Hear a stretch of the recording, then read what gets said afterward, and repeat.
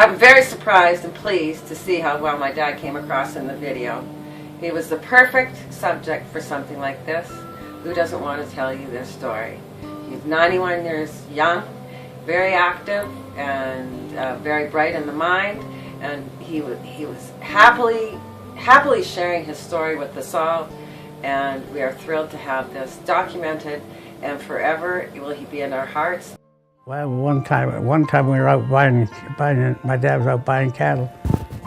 We bought 4 horses, saddle horses, but they were wild, you know, never been touched by a human being. Anyhow, we took it back to the ranch, and they kicked the sides of the truck there. They were really rough. So I had this one horse that I broke myself, and I begged my dad never to get on that horse because he was a spooky kind of a horse, and he just flipped in a second. So one day my dad, he got on the horse, and he was all by himself, and the horse threw him and dragged him against the barbed wire fence and everything else, and he wound up in the hospital for 7 months. So while he was in the hospital, and I wasn't very old either, must have been maybe 16 or 17, and I had to turn around. You know, you'd buy cattle in June or July for delivery in October. So I was out there and I was moving these cattle, shipping them to the market and everything, and I didn't have a license. So my dad had one friend who lived in Minnesota, mountain policeman. We call them brand inspectors, and he was very close to my dad. I'd have to call him when they brought the cattle in, so he'd give me the okay to ship them because I didn't have a license. But my dad was in the hospital for 7 months, and that's when I really grew up. I grew up from a little boy then, I'll tell you. What I've experienced from losing a parent before my dad, I can hear him and see him for the rest of my life. My children will see it, their children will see it, and so on and so on. We got married in Lethbridge, and Isabel moved out to the country. She came out with me, I lived out the country. But you know, it was not a place to raise kids, you know. And especially, you're not going to raise any Jewish kids out in the country, I'll tell you that.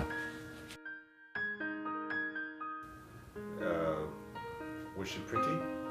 Pardon? Was she pretty? I don't know, would you say she was pretty? I don't know, she's just nice looking, I thought. Nice looking? Yeah. Well, you wouldn't know anyhow because she had a personality. You wouldn't even look at her anyhow. She was a fun person. She had a personality second to none. When I was a little kid, I went to school in Lethbridge. You know, I was what, 7, 8 years old when I started school, but she went to the same school. And she was also, they were Jewish, and I was Jewish, and we had a fairly decent Jewish community there. And we almost grew up together. And this is my brother-in-law, my sister-in-law. He was a nice guy. And that was my wife, Isabel. And that was me.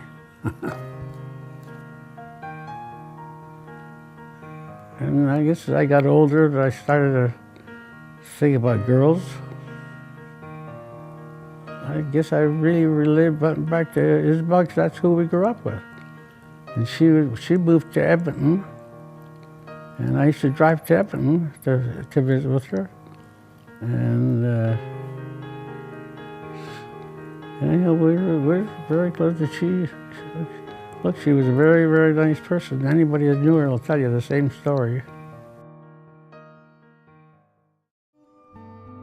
Corey does work of an angel. We're glad he's here doing this work. Grab the opportunity and do your story with Corey Bretz of Heirloom.